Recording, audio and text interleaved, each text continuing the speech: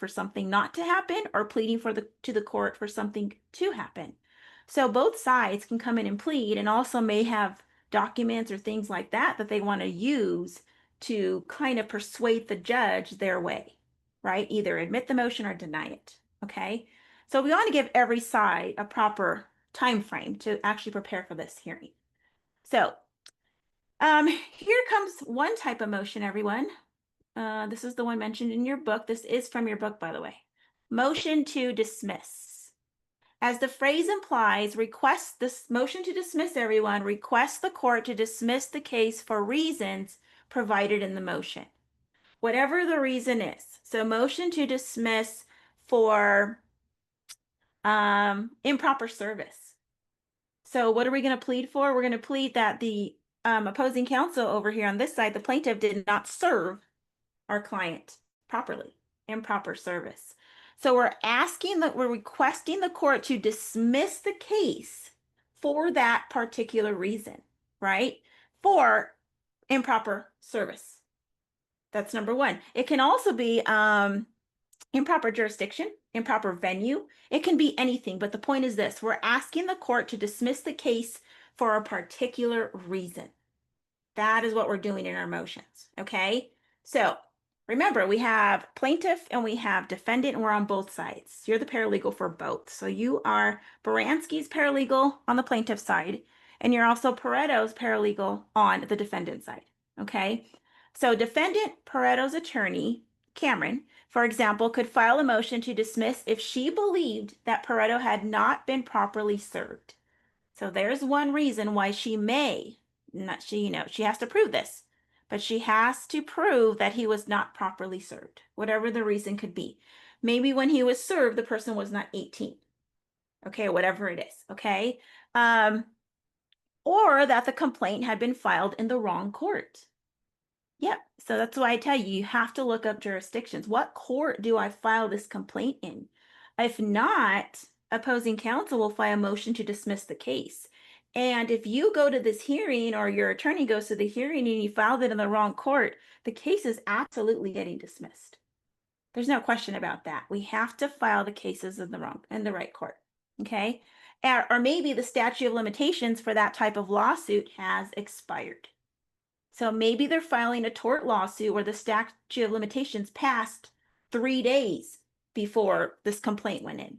Well, opposing counsel, of course, is going to look at statute of limitations, find the dates, and if it has passed, they're going to file a motion to dismiss, right, for statute of limitations, okay? Or that the complaint did not state a claim for which a relief could be granted. What does that mean? The complaint did not state a claim for which relief, a remedy, could be granted. Okay? Most of the time, it's not about stating a claim. It's stating a claim, but having no remedy, having no damages. Just stating a claim. I was injured, right? But there's no damages, there's no proof, there's no medical record. So that's another reason why your claim or your complaint or your case may be dismissed by opposing counsel. So these are just a couple of them. Oh, your book does have an exhibit, everyone, for you. So 10.6 in your book is an example of a motion to dismiss. Okay, and you might want to mark that down, because if I ever ask you to draft a motion to dismiss, probably want to use the template they give you in your book. There's so many different templates out there. I would always stick with the template in your book when it comes to assignments. Okay, so 10.6 does have a motion to dismiss.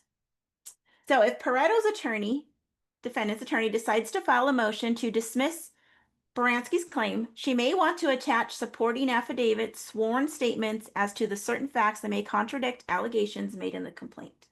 So let's say that defendant over here is stating, no, the allegations made in this complaint, there's no facts, there's no documents for them. The police report is contradicting those claims, right? So opposing counsel can also file a motion because of this. And instead of filing the motion, they're going to come to the hearing, let the judge know, here's the police report. None of this supports the allegations they made in their complaint. Okay, and that's when the court will either dismiss it or require that opposing counsel files another proper motion to dismiss. Okay, so like I said, it's for both parties to get their documents ready for the hearing. Okay.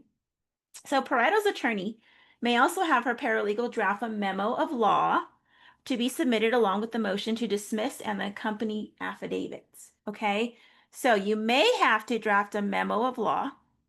You guys have drafted one in class before. Just remember, your memorandum of law has to have citations. Has to have citations. It's also known as a brief. So you will see plenty of briefs. Your attorney will have you actually, create the table of contents for his brief or table of authorities, or may help you help create the brief, but you will see briefs. We call them briefs, but they are actually memorandums of law. And whenever we have a memorandum of law, there are cases to support whatever we're trying to state. So if we just turn in a brief or a memorandum of law with no case citations, the court will throw it out. Since we're trying to prove something here, we need case citations to help prove our argument. Okay, so at that point, you know how to research cases, so you need to go research cases maybe with similar facts like the Baranski case. And since the defendant is probably filing a motion to dismiss for improper service, then you're going to look up cases on point to support why it was improper. Okay, and then just cite those cases in your memorandum of law, and that's known as the brief. Okay, so the memorandum of law presents the legal basis for the motion. Why are you filing this motion? You can't just file a motion upon feelings. We need some legal aspect to it. In order to have legal aspect, there's obviously a rule, or there's obviously cases on point that we're going to cite there. That's the legal basis for the motion.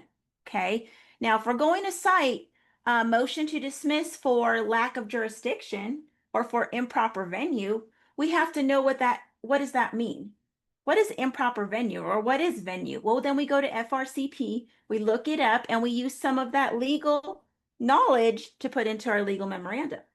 Okay, so it's as simple as that. You have everything at your fingertips. You just need to know how to research it, and you need to know how to put it into your legal memo. Okay, even for these motions. I gave you guys the book name, but this book that I have, the legal writing book that I have, has tons of motions in here. Every motion that you're going to need to do as a paralegal is in this book. I think I gave it to you guys before. Where's my camera? Basic legal writing for paralegals. This has all the motions in here, and it gives you templates. Your book gives you one, whereas this book gives you all the ones that you may have to draft. It even gives you briefs in here. Okay, so just want to repeat that to you guys. It's something that's very valuable, okay, and not expensive. Okay, so let's see. A supporting affidavit gives factual support to the motion to dismiss, while the memo of law provides the legal grounds for the dismissal of the claim. So the court wants to know, why do you want this dismissal? First of all, how do you qualify for this dismissal? What's the rule of law here? What are you going by? Okay, that's the legal memorandum. That's your cases. That's your citing of rules. The motion to dismiss is a different, I guess you can say, a different letter to the court stating what motion it is.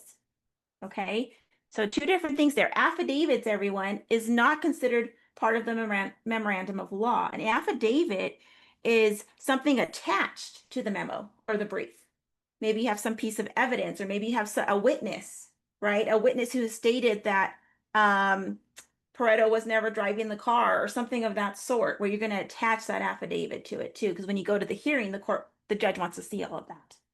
Okay, so remember, legal memorandum, legal basis. You're thinking of citations, you're thinking of cases on points, you're thinking of rules of law, you're thinking FRCP rules, okay? It's similar, and it's called a brief. Nowadays, we call it a brief. The motion to dismiss letter is a little bit different. You're going to have a cover page and explain what the motion is. And then we have those affidavits or proof, and those are just attached when we file it to the court. Okay, so that is it for motions in your book. That's all they share with us, but they do give us a sample in your book. It is 10.4, everyone. I mean 10.6 in your book. Okay, 10.6. All right, so here's some other ones. I just want to show you guys the different styles that we have out there. Here's a motion to dismiss. How do we know? We'll look at the bottom where the footer is. Motion to dismiss. That's how we know. This one's motion to dismiss for inadequate service of process. In California, we say improper. but inadequate will work the same. But this is a motion to dismiss for inadequate service of process. If we can see here, this paralegal has everything condensed. There's not just one cover page, it's all condensed on the top. And then the actual motion is here. This is where the court wants you to explain, okay, inadequate service of process, explain why. Okay, so let's read it. Defendant by and through counsel submits a motion to dismiss on the grounds of inadequate service of process under District of Columbia Superior Court Rules of Civil Procedure, and then they cite the section. It is 12B5. Well, guess what? District of Columbia Superior Court Rules are also the FRCPs that you guys will be using. So all motions are usually 12B5. Okay, there's few that are 12B6, 12B7, but it goes on. But 12B5 is the most commonly used for the inadequate service of process. And then you're going to insert the relevant court rule in your state jurisdiction. Can you copy and paste it? Of course. Okay. Now, defendant states the following in support of the request. So now we're going to talk about why the defendant is stating this is an improper service of process according to this rule. Okay, so number one, defendant received the petition to terminate the parental rights and notice of hearing in order to appeal on this date. Well, the defendant is a native speaker of whatever the language is and is not proficient in the English language, or insert whatever language they're not proficient in. Okay, so they've been served, and what they're trying to say is it really wasn't improper.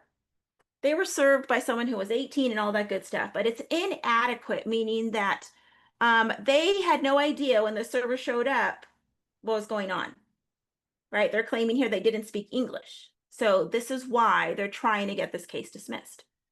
Okay, number two, due process requires that a defendant be given adequate and timely notice of an action brought against him or her in order to afford the defendant an opportunity to defend or accept the claims.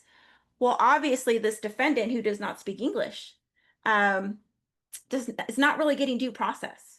They have no idea what's happening. They don't, understand. And maybe even the form is in English, right? So this is what their argument is. I don't know what the results of this motion is. I don't know if it's going to be granted or dismissed, but this is their argument here. So if you see how it's typed up, it's very basic. It's pretty lame in terms here, except for, of course, the rule. And it's telling the court exactly why, right, they should dismiss the case based on this. Okay, now this is not the entire motion, obviously. It probably goes on another page and a half a page, another half a page, and then signed by the attorney. That's just an example for you guys of a motion to dismiss. Very simple, to the point, no more than 2 pages ever. Okay, but if you want to attach all of your documents to back this up, you can do that too before you file it to the court. And remember, you also have to serve it. Even though the opposing counsel gets a copy of it through the courts, you have to serve it to who? To opposing counsel.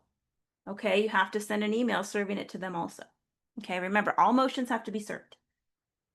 Okay, here's another one. Oh, no, that's the waiver that I wanted to tell you guys that last week and I didn't. Motion for contempt. Now, I think this is something more you guys are kind of familiar with, right? We have our pleading paper. We have the attorney's name up here, the court, the jurisdiction. You guys all familiar with this one. This one is a motion for contempt. So the title goes there. Then you're going to insert your introduction. It tells you exactly what to do. State the basic reasons why you're filing this motion for contempt. For example, you could state that the respondent in the case has refused to comply with the court order issued on January 5th, 2018. And then you're going to type up a summary of the facts relating to the situation. Okay, so put the rule here and then relate your facts to the rule to tell them this is, this case needs to be dismissed because of this. Okay. All right, so that's a motion for contempt. This is more, I think, more familiar pattern for you guys, drafting pattern. Or you may see this. You may also see this type of motion here where you click, right? We do have those templates too. But the most common motion that you probably will be drafting in a law office, and not just for the public, but for an attorney, would be this type of motion here.